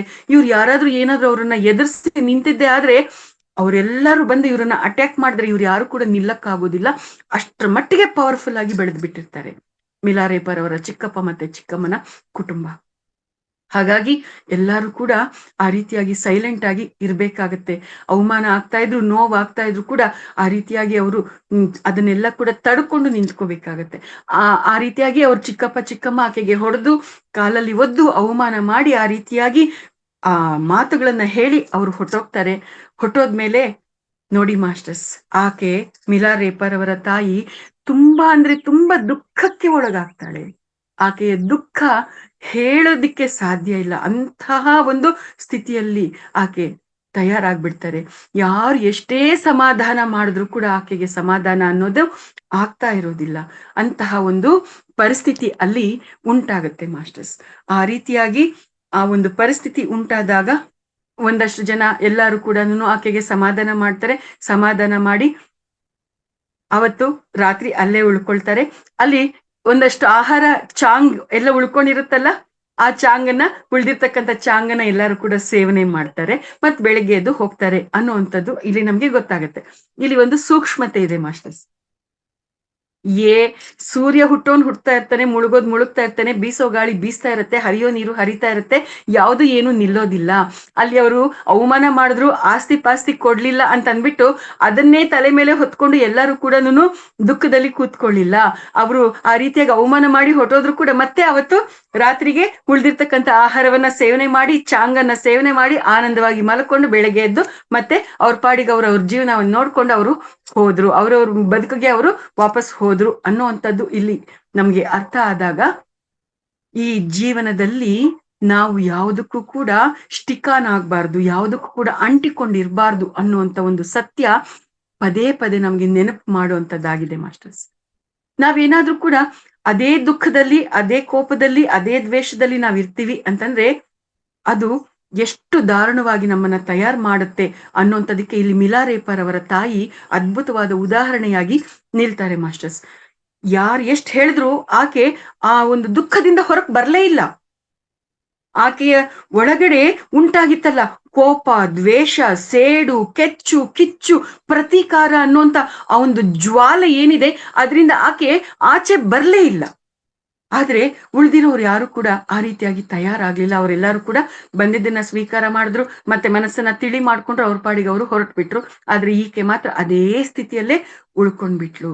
ಅದೇ ಸ್ಥಿತಿಯಲ್ಲಿ, ಅದೇ ಬೆಂಕಿಯಲ್ಲಿ ಬೇಯ್ತಾ ತನ್ನ ಮಕ್ಕಳನ್ನು ಕೂಡ ಅದೇ ರೀತಿಯಾಗಿ ತಯಾರು ಮಾಡ್ತಾ ಇದ್ಲು. ಅದೇ ದ್ವೇಷದ ಜ್ವಾಲೆ ಅವರಲ್ಲೂ ಕೂಡ ಉರಿಯೋ ಹಾಗೆ ಆಕೆ ಮಾಡ್ತಾ ಇದ್ಲು. ಈ ರೀತಿಯಾಗಿರ್ತಕ್ಕಂಥ ರೀತಿಯಲ್ಲಿ ಅವರ ಸ್ಥಿತಿ ತಯಾರಾಗತ್ತೆ. ಆಕೆಗೆ ಸಂಪೂರ್ಣವಾಗಿ ಅರ್ಥ ಆಗತ್ತೆ, ಇನ್ನ ಯಾವುದೇ ರೀತಿಯಾಗಿರ್ತಕ್ಕಂಥ ಆಸ್ತಿ ಪಾಸ್ತಿ ನಮಗೆ ಸಿಗೋದಿಲ್ಲ ಅನ್ನುವಂಥದ್ದು ಆಕೆಗೆ ಅರ್ಥ ಆಗತ್ತೆ. ಇನ್ನ ತನ್ನ ಬಂಧುಗಳೆಲ್ಲರೂ ಕೂಡ ಆಕೆಗೆ ಹೇಳ್ತಾರೆ, ನೋಡಮ್ಮ, ಇನ್ನ ನೀನು ಏನು ಇವಾಗ ನಿನ್ ಪರಿಸ್ಥಿತಿ ಉಂಟಾಗಿದೆ ಅದನ್ನ ಒಪ್ಕೊಂಡು ಇನ್ನ ನಿನ್ ಮನಸ್ಸನ್ನ ಸಮಾಧಾನ ಮಾಡ್ಕೋ. ಇನ್ನ ನೀನು ಈ ರೀತಿಯಾಗಿ ದುಃಖದಲ್ಲಿದ್ರೆ ಅದು ಸರಿಯಲ್ಲ. ಇನ್ನ ನಿನ್ನ ಮಕ್ಕಳಿಗೋಸ್ಕರ ನೀನು ಯೋಚನೆ ಮಾಡು. ನಿನ್ನ ಮಗನನ್ನ ಓದಿಸೋದಕ್ಕೆ ನಾವೆಲ್ಲರೂ ಕೂಡ ಸಹಾಯ ಮಾಡ್ತೀವಿ, ನಾವೆಲ್ಲರೂ ಕೂಡ ವಂತಿಗೆಯನ್ನ ಕೊಡ್ತೀವಿ. ಅದನ್ನ ತೆಗೆದುಕೊಂಡು ನೀನು ನಿನ್ನ ಮಗನನ್ನ ಓದಿಸು, ನಿಮ್ಮ ಈ ಒಂದು ಸ್ಥಿತಿಯಿಂದ ಆಚೆಗೆ ಬರೋದಕ್ಕೆ ಪ್ರಯತ್ನ ಮಾಡ್ರಿ ಅಂತಂದ್ಬಿಟ್ಟು ಎಲ್ಲರೂ ಹೇಳ್ತಾರೆ. ಆದ್ರೆ ನೋಡಿ ಮಾಸ್ಟರ್ಸ್, ಆಕೆ ಒಬ್ಬ ರಾಜವಂಶದವಳ ಆಗಿ ರಾಜ ಟಿವಿಯಿಂದ ತುಂಬಾ ವೈಭವದಿಂದ ಜೀವನವನ್ನ ಪವರ್ಫುಲ್ ಆಗಿ ಜೀವಿಸಿದಂತ ಆಕೆಗೆ ಎಲ್ಲಾರು ಕೊಟ್ಟಿರ್ತಕ್ಕಂಥ ಹಣದಿಂದ ತನ್ನ ಮಗನನ್ನ ಓದಿಸ್ಬೇಕು ಅನ್ನುವಂತ ಆಲೋಚನೆ ಆಕೆಗೆ ಸ್ವೀಕಾರ ಆಗೋದಿಲ್ಲ. ಆದ್ರೆ ಆಕೆ ಪರಿಸ್ಥಿತಿ ಹೇಗಿತ್ತು ಅಂತಂದ್ರೆ ಅದನ್ನ ಒಪ್ಕೊಳ್ದೆ ಬೇರೆ ದಾರಿ ಇಲ್ಲ, ಇಂತಹ ಒಂದು ಪರಿಸ್ಥಿತಿ.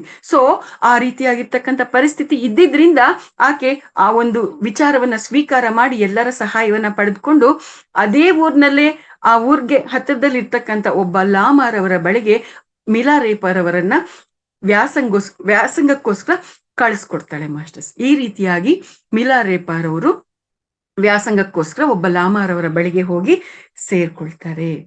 ಎಸ್ ಮಾಸ್ಟರ್ಸ್, ಇವತ್ತಿಗೆ ನಾವು ಈ ವಿಚಾರಗಳಿಗೆ ಇಲ್ಲಿ ವಿರಾಮವನ್ನ ಕೊಡೋಣ.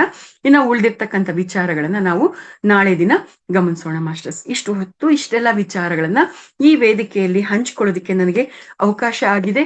ಈ ಅವಕಾಶವನ್ನು ಮಾಡಿಕೊಟ್ಟಿರ್ತಕ್ಕಂಥ ಈ ಮಹಾವತಾರ್ ಫೌಂಡೇಶನ್ ವೇದಿಕೆಗೆ, ಮತ್ತೆ ಈ ವೇದಿಕೆಯಲ್ಲಿ ಕೆಲಸ ಮಾಡೋದಕ್ಕೆ, ಈ ರೀತಿಯಾಗಿ ಸೇವೆಯನ್ನ ಮಾಡೋದಕ್ಕೆ ನನಗೆ ಅವಕಾಶವನ್ನ ಕೊಟ್ಟಿರ್ತಕ್ಕಂಥ ರಂಗನಾಥ್ ಸರ್ ಅವರಿಗೆ, ಮತ್ತು ತೆರೆ ಮುಂದೆ ತೆರೆ ಹಿಂದೆ ಈ ವೇದಿಕೆಯಲ್ಲಿ ಕೆಲಸ ಮಾಡ್ತಾ ಇರ್ತಕ್ಕಂಥ ಎಲ್ಲಾ ಪರಮಾತ್ಮ ಸ್ವರೂಪರಿಗೆ, ಈ ಒಂದು ಜ್ಞಾನವನ್ನ ಕೇಳಿಸ್ಕೊಳ್ತಾ ಇರ್ತಕ್ಕಂಥ ಎಲ್ಲರಿಗೂ ಕೂಡ ನಾನು ಆತ್ಮಪೂರ್ವಕವಾಗಿರ್ತಕ್ಕಂಥ ಧನ್ಯವಾದಗಳನ್ನ ಮತ್ತೆ ಕೃತಜ್ಞತೆಗಳನ್ನ ಅರ್ಪಿಸ್ತಾ ಇದ್ದೀನಿ ಮಾಸ್ಟರ್ಸ್. ಈ ಅವಕಾಶಕ್ಕಾಗಿ ಮತ್ತೆ thank you very much. Thank you madam, ಧನ್ಯವಾದಗಳು. ಇವತ್ತಿನ ಅದ್ಭುತವಾದ ಹಂಚಿಕೆ ಆಗಿದೆ ಜ್ಞಾನ. ಸೊ ಈಗ ಮಾಸ್ಟರ್ಸ್, ಸೊ ನಿಮ್ಮಲ್ಲಿ 3 ಇಂದ 4 ಮಾಸ್ಟರ್ಸ್ಗೆ ಅವಕಾಶ. ದಯವಿಟ್ಟು ನಿಮ್ಮ ಅನಿಸಿಕೆ ಇಲ್ಲಾಂದ್ರೆ ಪ್ರಶ್ನೆ ಇದ್ರೆ ಇವತ್ತಿನ ಈ ಜ್ಞಾನದ ಹಂಚಿಕೆ ಸಂಬಂಧವಾಗಿ ಯಾವ್ದಾದ್ರು ಪ್ರಶ್ನೆಗಳಿದ್ರೆ ಕೇಳಿ, ಇಲ್ಲಾಂದ್ರೆ ಅನಿಸಿಕೆ ಕೊಡಿ. 3 ಇಂದ 4 ಮಾಸ್ಟರ್ಸ್ ಮಾತ್ರ ಅವಕಾಶ. ಸಮಯ ಹೆಚ್ಚಾಗತ್ತೆ, ಇಲ್ಲಾಂದ್ರೆ ನಾವು ಮುಂದಿನ ಅಂಶಕ್ಕೆ ಹೋಗ್ಬೇಕು. ರೈಟ್, ಹ್ಯಾಂಡ್ ರೈಸ್ ಮಾಡಿ.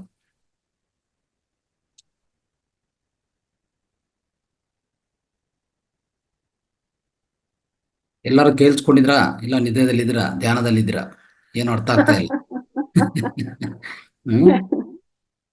ಯಾರು ಸೌಂಡ್ ಇಲ್ಲ, ಮತ್ತೆ ವಿಡಿಯೋಗಳಿಲ್ಲ, ಎಲ್ಲರೂ ಸ್ತಬ್ಧವಾಗಿದ್ರಿ. ಕೇಳಿಸ್ಕೊಂಡಿದ್ರಾ? ಇಲ್ಲ, ಅದನ್ನ ಅರ್ಥ ಆಗ್ತಾ ಇಲ್ಲ. ಕೇಳಿಸ್ಕೊಂಡಿದ್ರೆ ವಿಡಿಯೋಗಳು ಆನ್ ಮಾಡಿ. ಧ್ಯಾನದಿಂದ ಆಚೆ ಕಡೆ ಬಂದಿರಂತ ಅನ್ಕೊಂಡಿದ್ವಿ. ರೈಟ್,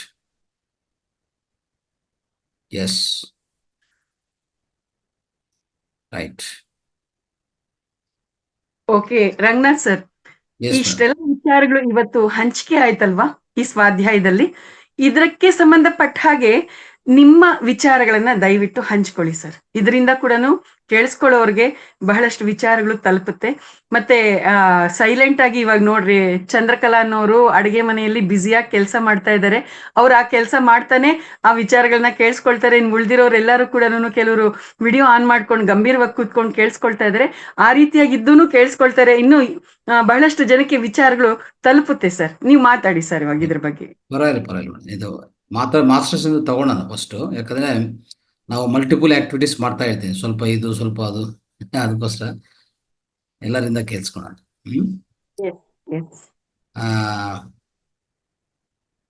ಗೀತಾ ಮೇಡಮ್ ಮಾತಾಡಿ, ವಾಣಿ ಮೇಡಮ್. ಓಕೆ ಸರ್, ನಮಸ್ತೆ ಸರ್. ಅಂದ್ರೆ ಪ್ರಶ್ನೆ ಕೇಳಿಸ್ತಿದೆಯಲ್ಲ ಸರ್? ಮೇಡಮ್ ಮಾತಾಡಿ.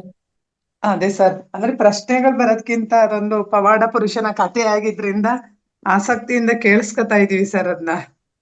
ಅನಿಸಿಕೆ ಕೊಡಿ. ಪ್ರಶ್ನೆಗಳಿಲ್ಲ, ಪ್ರಶ್ನೆಗಳು ಅಫ್ಕೋರ್ಸ್ ಬರಲ್ಲ, ಯಾಕಂದ್ರೆ ಇದು ಜೀವನ ಚರಿತ್ರದಲ್ಲಿ ಜಾಸ್ತಿ ಪ್ರಶ್ನೆಗಳು ಬರೋಕ್ ಸಾಧ್ಯವಿಲ್ಲ. ನಿಮ್ಗೆ ಅನಿಸಿಕೆ ಕೊಡಿ. 3 ಮಾಸ್ಟರ್ಸ್ ಅವಕಾಶ ಕೊಡ್ತೀವಲ್ಲ ಪ್ರತಿ ದಿವಸ, ನಿಮ್ಮ ಅನಿಸಿಕೆ, ನಿಮ್ಮ ಎಕ್ಸ್ಪೀರಿಯನ್ಸ್ ಹೇಳಿ ಸಾಕು. ಚೆನ್ನಾಗಿದೆ ಸರ್. ಮಿಲಾರೇಪ ಇಂತ ಪವಾಡ ಪುರುಷರೆಲ್ಲರೂ ಹುಟ್ಟಿರ್ತಕ್ಕಂಥ ಜಗತ್ತಲ್ಲಿ ನಾವು ಹುಟ್ಟಿರೋದು ನಿಜವಾಗ್ಲೂ ಹೆಮ್ಮೆ ಅನ್ಸುತ್ತೆ. ಮೇಡಮ್ ಹೇಳ್ತಕ್ಕಂಥ ಶೈಲಿ ಕೂಡ ಪೂರ್ಣ ಅಲ್ಲಿ ಅವರು ಎಲ್ಲಾ ವಿಷಯನೂ ಪರವಶರಾಗಿ ಹೇಳ್ತಾರೆ. ಅದ್ ನನಗೆ ತುಂಬಾ ಇಷ್ಟ ಆಯ್ತು. ಮಿಲಾರೇಪ ಕತೆ ಅವಾಗ ಮೇಡಮ್, ಅವಾಗ ಈಗ ಉದಾಹರಣೆ ಕೋರ್ಟು ಈ ತರ ವ್ಯವಸ್ಥೆ ಇರ್ಲಿಲ್ಲ ಅನ್ಸುತ್ತಲ್ವಾ ಮೇಡಮ್ ಅಲ್ಲಿ? ಅಂದ್ರೆ ಆ ಒಂದು ಪ್ರಾಂತ್ಯದಲ್ಲಿ ಅಲ್ಲಿನ ಜೀವನದ ವಿಧಾನದಲ್ಲಿ ಅದೆಲ್ಲ ಇತ್ತೋ ಏನೋ, ಅಷ್ಟು ಮಾಹಿತಿ ನನಗಿಲ್ಲ ಮೇಡಮ್. ಆದ್ರೆ ಅಲ್ಲಿ ಅವರ ಚಿಕ್ಕಪ್ಪ ಮತ್ತೆ ಚಿಕ್ಕಮ್ಮ ಯಾರಿದ್ದಾರೆ, ಅವರ ಒಂದು ಪವರ್ ಮುಂದೆ ಆ ನ್ಯಾಯ ವ್ಯವಸ್ಥೆ ಅದು ಇದು ಎಲ್ಲ ಕೂಡ ಸೈಲೆಂಟ್ ಆಗಿತ್ತೇನೋ ಅಂತ ಅನ್ಸುತ್ತೆ. ಆ ರೀತಿಯಾಗಿ ಸೈಲೆಂಟ್ ಆಗಿದ್ರಿಂದಾನೇ ಆ ಬಂಧುಗಳು ಎಲ್ಲರೂ ಕೂಡ ಮಾತಾಡ್ದಂಗೆ, ಅವರನ್ನ ಎದುರಿಸಿ ನಿಲ್ದಂಗೆ ಇದ್ದಿದ್ದು. ಒಂದ್ ವೇಳೆ ವ್ಯವಸ್ಥೆ ಅಲ್ಲಿ ಸ್ಟ್ರಾಂಗ್ ಆಗಿ ಇದ್ದಿದ್ದೇ ಆಗಿದ್ರೆ ಅವರು ಅಲ್ಲಿ ಕಂಪ್ಲೇಂಟ್ ಮಾಡುವಂತದ್ದು, ಮುಂದಿನ ಹೆಜ್ಜೆಗಳಲ್ಲಿ ಕ್ರಮಗಳನ್ನ ಕೈಗೊಳ್ಳುವಂತದ್ದು ಮಾಡ್ಬೋದಾಗಿತ್ತು. ಆ ತರದ್ದೇನು ಅಲ್ಲಿ ನಡೆದಿಲ್ಲ. ಹಾಗಾಗಿ ಅಲ್ಲಿ ಏನಾದ್ರೂ ವ್ಯವಸ್ಥೆ ಇದ್ರೂ ಕೂಡ ಅದಕ್ಕಿಂತಲೂ ಇವ್ರು ಪವರ್ಫುಲ್ ಆಗಿದ್ರು ಅನ್ನುವಂಥದ್ದನ್ನ ನಾವಿಲ್ಲಿ ಆ ರೀತಿಯಾಗಿ ಅರ್ಥ ಮಾಡ್ಕೋಬಹುದಾಗಿದೆ ಮೇಡಮ್. ಅಂದ್ರೆ ಮೇಡಮ್, ದುಷ್ಟ ವ್ಯಕ್ತಿಗಳ ಅಟ್ಟಹಾಸ ಎಲ್ಲಾ ಕಾಲದಲ್ಲೂ ಮೆರೆದಿದ್ದಾರೆ ಅನ್ನೋದು ಸಾಕ್ಷಿ ಮೇಡಮ್ ಇದು. 100% ಕರೆಕ್ಟ್ ಆಗಿ ಹೇಳಿದ್ರಿ. ಹೌದು. ಅದು ಶಾಶ್ವತ ಅಲ್ಲ, ಆದ್ರೂ ಸ್ವಲ್ಪ ದಿನನಾದ್ರೂ ಎಲ್ಲಾ ಕಾಲದಲ್ಲೂ ಇವ್ರುಗಳು ಇವತ್ತು ಹಿಂದೆ ಮುಂದೆ ಎಲ್ಲ ಇವ್ರದ್ದು ಇರುತ್ತೆ ಅನ್ನೋದಕ್ಕೆ ಇದು ಜೀವಂತ ಸಾಕ್ಷಿ ಮೇಡಮ್. ಎಸ್, ಹೌದು. ಅದೇ ಮೇಡಮ್ ಹೌದು ಇಲ್ಲಿ ಇರ್ತಕ್ಕಂಥದ್ದು. ಮಾಯೆ ಮತ್ತು ಜ್ಞಾನ ಎರಡು ಜೊತೆಯಲ್ಲೇ ಇರುತ್ತಂತೆ. ಜ್ಞಾನ ಏನಾದ್ರು ಸ್ವಲ್ಪ ಮಂಕಾಯ್ತು ಅಂದ್ರೆ ಮಾಯೆ ಬಂದು ಆವರಿಸ್ಕೊಂಡ್ಬಿಡುತ್ತೆ. ಮಾಯೆಗಿಂತಲೂ ಜ್ಞಾನ ಸ್ವಲ್ಪ ಪವರ್ಫುಲ್ ಆಯ್ತು ಅಂತಂದ್ರೆ ಮಾಯೆ ಮಂಕ್ ಆಗ್ಬಿಡತ್ತಂತೆ. ಸೊ ಹಾಗಾಗಿ ಎರಡು ಜೊತೆಯಲ್ಲೇ ಇರುತ್ತೆ. ನಾವು ತುಂಬಾ ಎಚ್ಚರಿಕೆಯಿಂದ ಇರ್ಬೇಕು ಮೇಡಮ್. ಹೌದು ಹೌದು ಮೇಡಮ್. ಒಳ್ಳೆ ನಮಗಂತೂ ತುಂಬಾ ಎಂತೆಂತ ಇವೆಲ್ಲನೆಲ್ಲ ನಾವು ಓದ್ಲಿಕ್ಕೆ ಸಾಧ್ಯನೇ ಆಗ್ತಿರ್ಲಿಲ್ಲ ಮೇಡಮ್. ಇದೊಂದು ವೇದಿಕೆ ನಿಮ್ಮಂತವರ ಎಲ್ಲ ಪರಿಚಯ ಮಾಡ್ಕೊಟ್ಟಿದೆ ನಮಗೆ. ಇದೊಂದು ಮಾರ್ಗದರ್ಶನ. ನಾವು ಕೂಡ ಇದು 1ರಿಂದ 4 ಬುಕ್ ನ ಓದ್ಬೇಕು ಅಂತ ನಾವೊಂದು ನನಗ್ ಬರ್ತಾ ಇದೆ ಥಾಟ್. ಪ್ರಯತ್ನ ಕೂಡ ಮಾಡ್ತಾ ಇದ್ದೀನಿ. Really hats off you sir, Ranganath sir, ನಿಮಗೆ, ನಾಗರಾಜ್ ಸರ್ಗೆ, ಆ ನೇಚರ್ಗೆ, ಎಲ್ಲರಿಗೂ ನಾನು ತುಂಬಾ ಚಿರಋಣಿ ಮೇಡಮ್ ಈ ವಿಚಾರದಲ್ಲಿ. Thank you madam, thank you very much. Okay madam, thank you sir. Geeta madam ಮಾತಾಡಿ. ನಮಸ್ತೆ ಸರ್. ನಮಸ್ತೆ ಮೇಡಮ್. ಮಿಲರ್ ರೇಪರ್ ಬಗ್ಗೆ ತುಂಬಾ ಬುಕ್ಸ್ ಅಲ್ಲಿ ತುಂಬಾ ಆಳವಾಗಿ ನೀವು ಹೋಗ್ಬಿಟ್ಟು ನೀವೇ ಒಳ ಹೊಕ್ಕು ನೀಟಾಗಿ ಕತೆ ರೂಪದಾಗ ಎಲ್ರಿಗೂ ಚೆನ್ನಾಗಿ ಹೇಳ್ತಾ ಇದ್ರಿ ಮ್ಯಾಮ್. ನಾಳಿನಾಗ ಏನ್ ಇರಬಹುದು ಅಂತ ಕುತೂಹಲ ಬಹಳ ಇದೆ. ನಾಳೆ ಏನ್ ಹೇಳ್ಬಹುದು ಅವರು ಅಂತಂದೇಳಿ ಇವತ್ತು ಅಷ್ಟು ಚೆನ್ನಾಗಿ ಕತೆ ರೂಪದಲ್ಲಿ ಬಹಳ ಚೆನ್ನಾಗಿ ಹೇಳ್ಕಂತ ಬಂದ್ರಿ ಮೇಡಮ್ ನೀವು. Thank you so much ma'am. Thank you madam. ಒಂದು ವಿಷಯ ಇಲ್ಲಿ ಎಲ್ಲರಿಗೂ ಹೇಳೋದಿಕ್ಕೆ ಇಷ್ಟಪಡ್ತೀನಿ.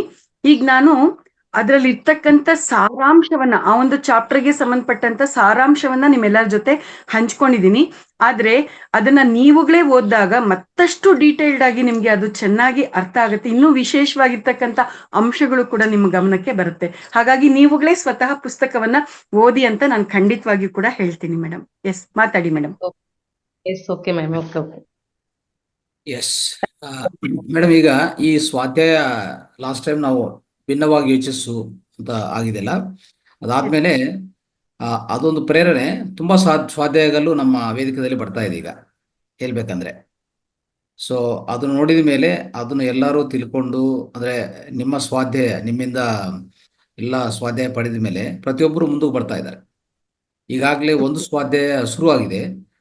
ನಮ್ಮ ಅದಕ್ಕೆ ನೀವು ಪ್ರೇರಣೆ ಅಂತ ಹೇಳ್ಬೋದು. ಯಾಕಂದ್ರೆ ನಿಮ್ಮ ಧಾರಾಳವಾದ ಈ ಸ್ಪೀಚು ಮತ್ತೆ ಅದ್ಭುತ ರೀತಿಯಲ್ಲಿ ಹೇಳ್ತಿರಲ್ಲ, ಅದನ್ನು ಪ್ರತಿಯೊಬ್ಬರು ಆಯ್ಕೆ ಮಾಡ್ಕೊತಾ ಇದ್ದಾರೆ. ಈಗಾಗಲೇ ಒಂದು ಸತ್ಯಪಯಣ ಅಂತ ಶುರುವಾಗಿದೆ. ವಿಜಯಲಕ್ಷ್ಮಿ ಮೇಡಮ್ ಶುರು ಮಾಡಿದ್ದಾರೆ, ತುಂಬಾ ಅದ್ಭುತವಾಗಿ ನಡೀತಾ ಇದೆ. ಸೊ ಅದೇ ರೀತಿಯಲ್ಲಿ ನಮ್ಮ ಗೀತಾ ಮೇಡಮ್ ಕೇಳಿದ್ರು. ಆಮೇಲೆ ನಮ್ಮ ವಾಣಿ ಮೇಡಮ್ ಈಗಾಗಲೇ ಪವರ್ ಆಫ್ ಸಬ್ ಕಾನ್ಸಿಯಸ್, ಉಪಪ್ರಜ್ಞಾ ಮನಸ್ಸು ಬಗ್ಗೆ, ಶಕ್ತಿ ಬಗ್ಗೆ ಶುರು ಮಾಡಿದ್ದಾರೆ. ಆಮೇಲೆ ಇನ್ನೊಂದು ಬುಕ್ಕು ಗೀತಾ ಮೇಡಮ್ ಕೇಳಿದ್ರು, ನಿನ್ನೆ ನಾನು ನೋಡಿದೆ. ನೆಕ್ಸ್ಟ್ ಮಂತ್ ಅಲ್ಲಿ ಕೊಡೋಣ ಅಂತ ಅನ್ಕೊಂಡಿದೆ. ಶ್ವಾಸ ಜ್ಞಾನ ಜ್ಯೋತಿ ಅಂತ ಅವ್ರು ಕೇಳಿದ್ರು. ಅದನ್ನು ಅದ್ಭುತ. ಈ ರೀತಿಯಲ್ಲಿ ಇನ್ನೂ ಮಾಸ್ಟರ್ಸ್ ಮುಂದಕ್ಕೆ ಬರಬೇಕು. ಸೊ ತುಂಬಾ ಹಲವಾರು ಮಾಸ್ಟರ್ಸು ಮುಂದಕ್ಕೆ ಬರಬೇಕು. ಅದ್ಭುತ ಬುಕ್ಗಳಿದೆ, ಒಂದಲ್ಲ ಎರಡಲ್ಲ, ಎಷ್ಟೋ ಬುಕ್ಗಳಿದೆ. ನಮ್ಮ ಪತ್ರಿ ಸರ್ ಅವರು ಓದಿರೋ ಬುಕ್ಸ್ ಎಲ್ಲ ನಮ್ಗೆ ಪರಿಚಯ ಮಾಡಿದ್ದಾರೆ. ಇನ್ನೂ ಅದ್ಭುತವಾದ ಬುಕ್ಸ್ ಎಲ್ಲ ಇದೆ. ಪ್ರತಿಯೊಬ್ಬರು ಸ್ವಾಧ್ಯಾಯಕ್ಕೆ ಮುಂದೆ ಬಂದ್ರೆ ಆ ಜ್ಞಾನ ಅನ್ನೋದು ಅತಿ ಸುಲಭವಾಗಿ ಎಲ್ಲರಿಗೂ ಸಿಗತ್ತೆ. ಇಲ್ಲಾಂದ್ರೆ ಜ್ಞಾನ ತಿಳ್ಕೊಬೇಕಂದ್ರೆ ಎಷ್ಟೋ ಬುಕ್ಕಲ್ಲಿ ಓದ್ಬೇಕಂದ್ರೆ ಎಲ್ಲರಿಗೂ ಸಾಧ್ಯವಿಲ್ಲ.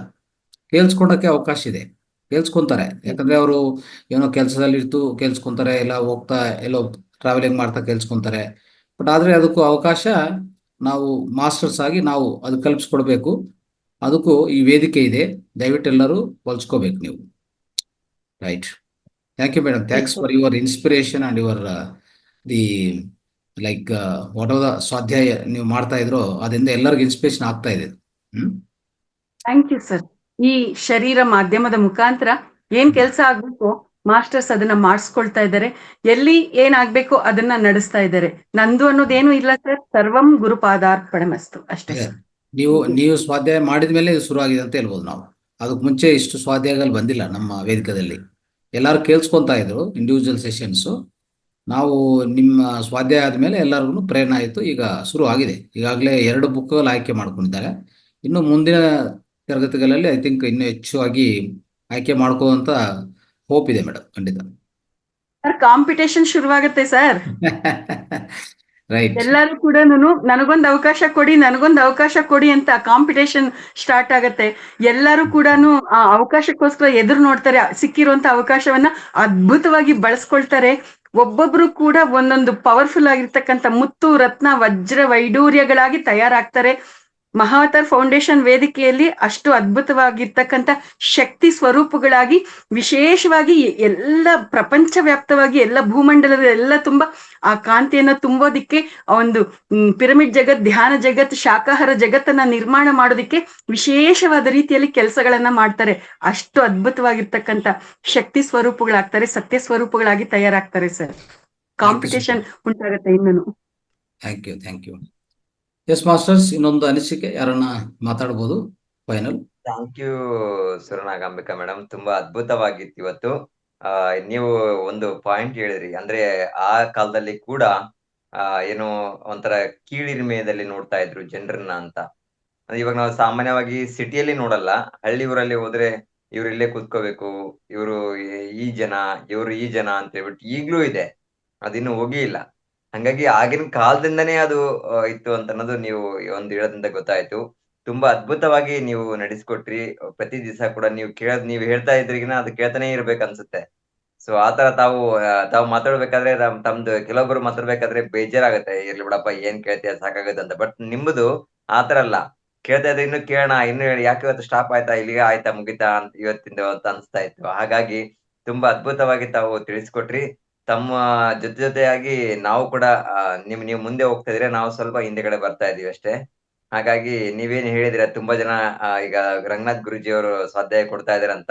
ಡೆಫಿನೆಟ್ಲಿ ಮಹಾತಾರ ಫೌಂಡೇಶನ್ ಇಂದಾನೇ ಬೇರೆಯವರಿಗೆ ಸ್ವಾಧ್ಯಾಯ ಕೊಡುವಂತ ಮಾಸ್ಟರ್ಸ್ಗಳು ರೆಡಿ ಆಗ್ತಾರೆ ಅಂತ ನನ್ನ ಒಂದು ಅನಿಸಿಕೆ. Thank you so much madam, ತುಂಬಾ ಅದ್ಭುತವಾಗಿತ್ತು. ಥ್ಯಾಂಕ್ ಯು ರಾಜ ಅವರೇ, ಥ್ಯಾಂಕ್ ಯು ವೆರಿ ಮಚ್.